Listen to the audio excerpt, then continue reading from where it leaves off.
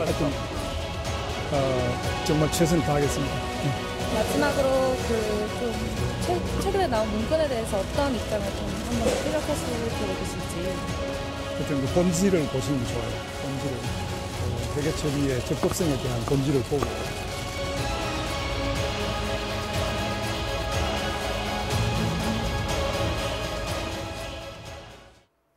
네, 삼성바이오로직스 대표가 말한 회계 처리의 적법성에 대한 본질, 과연 무엇일까요?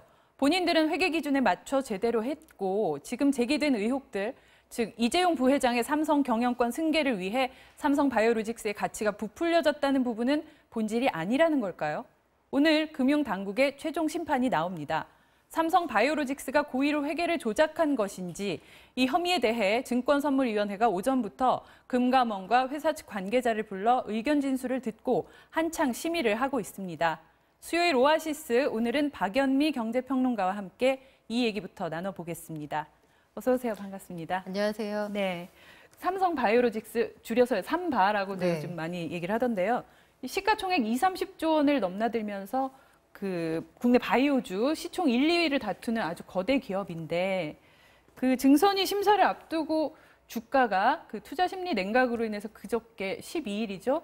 대폭락을 했다가 지금 다시 반등하고 있는 모양새예요. 네, 예. 오르내리기를 반복하고 있는데요. 지난 네. 월요일에는 이번에 증선위에서 만약에 크게 제재를 받게 될 경우에는 네. 기업 가치가 급락할 수 있다는 우려가 반영이 되면서 네. 하루 만에 22%가 떨어졌습니다. 예.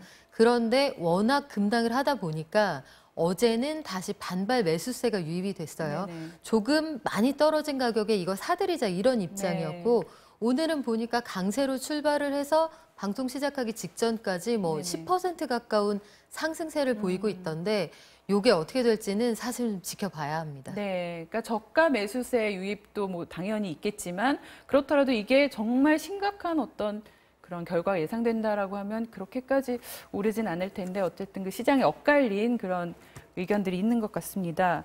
그래서 또 오늘 결론이 나오면 한번 주가가 이제 요동칠 수 있는 그런 계기가 되는 건데요.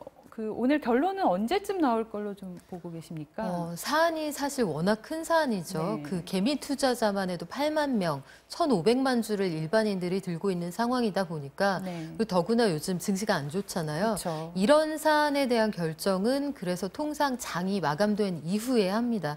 오늘 내로 결론이 날지 사실 모르겠다 이런 의견들도 있어요. 그래서 상황을 좀 지켜봐야겠는데 네네. 어떤 쪽으로 결론이 나든 파장은 좀 있을 걸로 보이고요. 네. 만에 하나 이 고위 분식 회계에 대해서 의견이 모인다.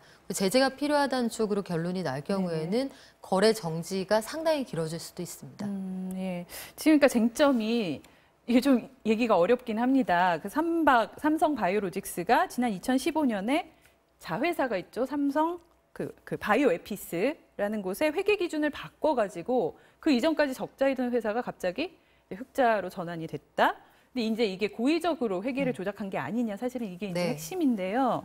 어제 저희 뉴스 외전에 그 박용진 의원께서 나오셔가지고 그 공개하셨던 문건에 대해서 삼성 내부 문건에 대해서도 이렇게 말씀을 해주셨는데 그 내부 문건 공개로 인해서 지금 어떤 고의성 여부가 조금 인정되는 쪽으로 가는 게 무게가 실리는 거 아니냐 이런 의견들이 좀 많은 것 같아요. 어떻게 보십니까? 지금 사실 이게 그림이 좀 복잡해요. 네네. 크게 두 가지로 나눠서 보셔야 되는데 큰 그림 한 가지는 지난번에 그러니까 2015년에 삼성물산하고 제일모직이 합병할 당시에 네. 이제 총수일가에게 유리한 합병 비율을 가지기 네. 위해서 당시 이재용 삼성 부회장이 그 제일모직 지분을 23% 이상 굉장히 많이 가지고 있었습니다. 네. 그렇다면 제일모직이라는 기업의 가치가 비싸게 평가가 돼야 물산과의 합병 과정에서 그 이재용 부회장에게 유리한 그림이 그렇겠죠. 그려지잖아요. 네. 그렇다면 제일모직이란 기업이 비싸게 평가를 받아야 하고 제일모직이 46% 이상 지분을 가지고 있는 삼성바이오로직스가 아주 괜찮은 회사란 평가를 받아야만 하는 그런 상황이었어요. 네. 그리고 말씀하신 것처럼 이 분식회계의 그 정점에 서 있는 어떤 삼성바이오에피스라는 자회사의 경우에는 예. 그 회사가 비싸고 괜찮은 회사여야 요걸 가지고 있는 바이오로직스도 평가를 좋게 받을 것이고 그렇죠. 그러면 이 회사에 대한 지분을 많이 가지고 있는 제일모직도 좋은 회사가 될 것이고 네네. 제일모직 지분을 많이 가지고 있는 이재용 부회장에게 유리할 거 아니에요. 예. 그래서 단계적으로 이 회사들의 가치를 높이기 위한 작업이 큰 그림에서 경영 승계를 돕고자 이루어졌다. 또 이 과정에서 삼성 바이오 에피스라는 그 자회사, 네. 그 자회사가 자회사 상태로 있을 때에는 콜옵션이라는 또 다른 변수가 등장을 하는데요. 네. 미국 회사하고 합작을 해서 만든 회사거든요. 네네. 그런데 미국 회사가 요 정해진 시점에 정해진 가격으로 주식을 사고 팔 수 있는 콜옵션을 행사를 행사를 하게 할 경우에. 되면 이게 단번에 부채로 잡힐 수가 있기 때문에 이런 부채가 있을 수 네네. 있다는 걸 숨기고 있다가 나중에 요게 장부에 반영이 되면 결국은 순차적으로 제일모직의 부채가 될 수 있잖아요. 네네. 그래서 자회사였던 회사의 간판을 좀 더 관계가 먼 그 관계 회사로 바꿨다 이 얘기예요. 네. 그런데 여기서 삼성의 주장은 이렇습니다. 여기에서 만약에 콜옵션이 행사될 경우에는 네. 심각하게 이 관계 회사와의 관계가 좀 달라질 수 있기 때문에 네네. 소위 뭐 시장에서 사용하는 용어로는 지배력이 달라질 수 있어서 네네. 우리가 자회사를 관계 회사로 좀 더 먼 회사다 이렇게 네. 간판을 바꿔달았다고 설명을 하는데 그리고 그게 문제가 없다라는 게 이제 그렇죠. 삼성 측의 입장인 그런데 거죠. 금융감독원 입장에서는 그렇지 않다. 지배력을 크게 좌우할 만한 변수가 없었는데 네네. 결국은 기업 가치를 높이기 높이기 위한 위해. 일종의 꼼수였다 이렇게 주장을 하고 있는 겁니다. 네. 그래서 그 증선이가 고의로 분식회계 했다 이렇게 결정을 내리게 되면 그러면 바로 지금 거래 정지에 들어가게 되는 건가요? 그렇지는 않고요. 일단 네. 심사를 하게 됩니다. 거래 정지는 즉각적으로 네네네. 이루어지는데요.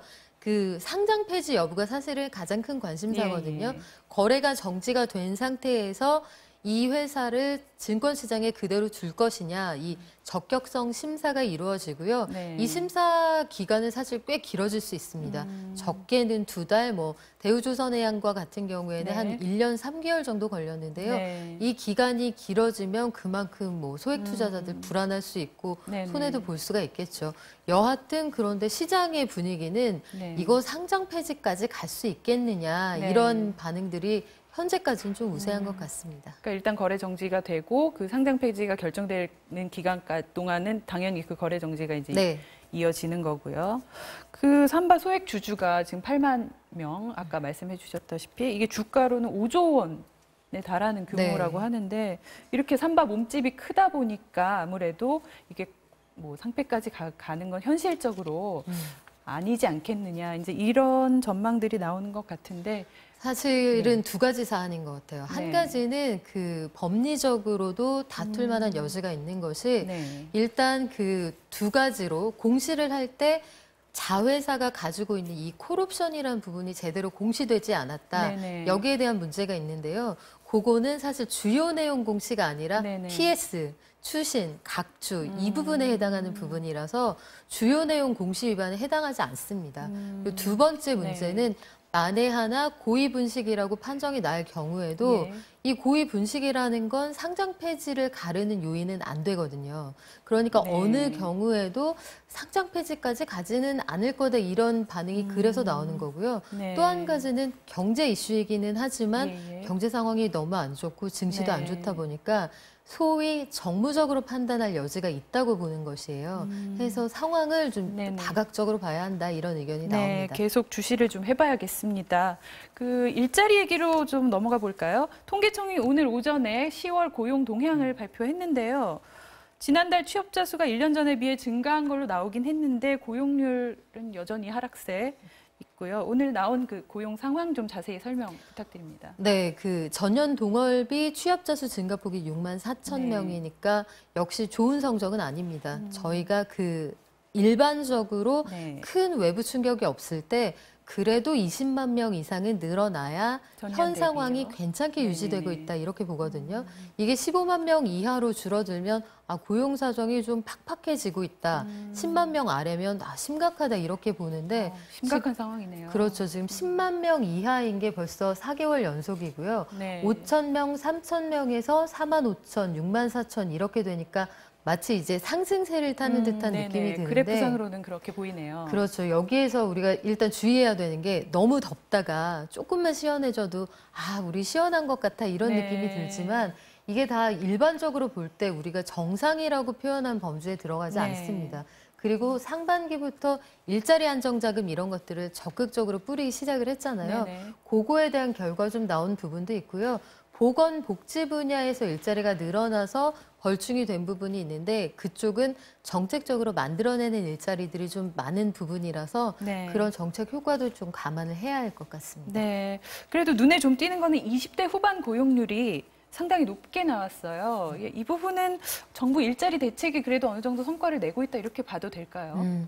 글쎄요. 단기 일자리 5만 9천 개는 이번에 그 고용 동향을 조사하는 기간에 그 네. 조사에 포함이 되지 않았기 때문에 그거랑은 좀 별개이겠는데 고용률이라는 게 사실은 좀 애매한 통계이기도 해요. 네. 일주일에 딱 1시간만 돈을 벌 목적으로 일을 할 경우에는 고용률상에 고용돼 있는 사람으로 통계가 잡히거든요. 일주일에 1시간만. 한 시간만. 그렇다면 최근에 여러 가지 어려워진 업태, 상황 이런 것들을 고려할 때 네. 알바 쪼개기 같은 게 영향을 줬을 수도 있습니다. 한 사람이 한 가게에서 쭉 9시간을 일하거나 네. 아니면 한 사람이 세 군데에서 동시에 일하거나 네. 그러니까 일자리의 상황이나 아르바이트 자리, 질, 안정성 이런 게 떨어져도 사실은 통계에는 변함이 수치상으로는. 없거든요. 그런 네. 것들을 좀 고려해야 될 필요는 있을 것 같습니다. 네. 그 정부가 재정 확대를 해서 일자리를 늘리는 방향으로 가는 거는 맞는 방향인 것 같은데 그 말씀하신 것처럼 단기적인 그런 일자리보다는 좀 더 그 양질의 장기적인 일자리 마련을 위해서 그 좀 더 큰 그림을 그려야 될 필요가 있어 보이는 것 같습니다. 자, 오늘 말씀 여기까지 듣겠습니다. 박예민 평론가님 감사했습니다.